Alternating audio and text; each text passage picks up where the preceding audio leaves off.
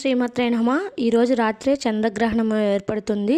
సంపూర్ణ చంద్రగ్రహణం ఏర్పడుతుంది. అండ్ ఎప్పుడు ఏర్పడుతుంది, ఏమేమి నియమాలు ఉన్నాయి, ఎలాంటి సాధన చేయాలి, ఏ మంత్రాలు చదవాలి, మంత్రం లేని వాళ్ళు ఏ జపం చేయాలి, ఏంటి అనేది ఇలాంటి చాలా నెంబర్ ఆఫ్ డౌట్స్ ఏమైనా ఉంటే అవన్నీ కూడా మనం ప్రీవియస్ వీడియోస్లో అన్నీ అప్లోడ్ చేయడం జరిగిందండి. అయితే ఇక్కడ నేను వీడియోలో చూపిస్తున్నది ఏంటంటే దర్భ అనమాట.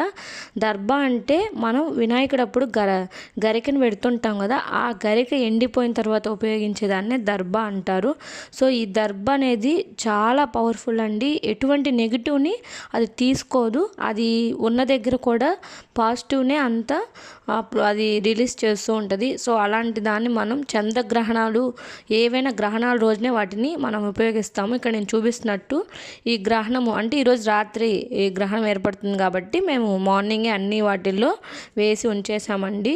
సో ఫ్రిడ్జ్లో మనం ఎక్కడైనా ఫ్రిడ్జ్లో అన్నిట్లో ఒక్కొక్క అరమర్లో ఒక్కొక్కటి పెట్టేయడము, అలానే పచ్చళ్ళు, మంచినీళ్ళల్లో, బియ్యము, మనం డైలీ యూస్ చేసే అన్ని వాటిల్లోనూ అసలు వంటగదిలో మనం ఏమైతే యూస్ చేస్తామో పప్పు దినుసు అన్నిట్లోనూ ఈ దర్భని కొంచెం కొంచెం ముక్కలుగా చేసేసి ఒక్కొక్క దాంట్లో వేసి ఉంచేసేయండి. ఇది నెక్స్ట్ రోజు తీయాలా అని చాలామందికి డౌట్ ఉంటుంది.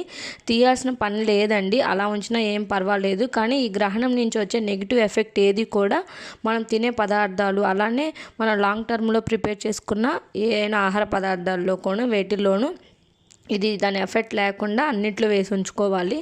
ఇలానే మీరు ఎవరికైనా ఈ వీడియోని షేర్ చేస్తే ఈరోజు చాలామందికి యూజ్ అవుతుంది. గ్రహణం అనేది ఇంకా రాత్రిపూట ఉంది. ఈ దర్భ ఎక్కడ దొరికిద్ది అని అడుగుతారు చాలామంది.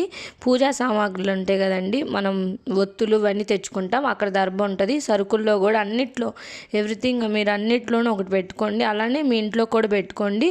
అండ్ గ్రహణానికి ముందు కూడా ఏ నెగిటివ్ ఎఫెక్ట్ లేకుండా ధూపాన్ని కూడా వేసుకోండి. నెక్స్ట్ రోజు కూడా ధూపాన్ని వేసుకుని తినే ఆహార పదార్థాలు ఉంటాయి కదా, అన్నము ఇప్పుడు నైట్ అందరు 8 తినేస్తారు. సో తినే వాటిల్లో కూడా దర్భ వేసేసుకొని ఉంచుకొని 8 అన్నీ తినేసి ఉండేయండి.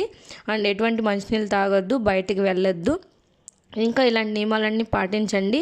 ఎవరికైనా జపము మీకు మంత్రోపదేశం ఉంటే దాన్ని తప్పకుండా మీరు 9 గ్రహణం ఏర్పడే ముందే మీరు అన్నీ స్టార్ట్ చేయొచ్చు. అండ్ ఓం శ్రీమాత్రే నమః. ధన్యవాదాలు.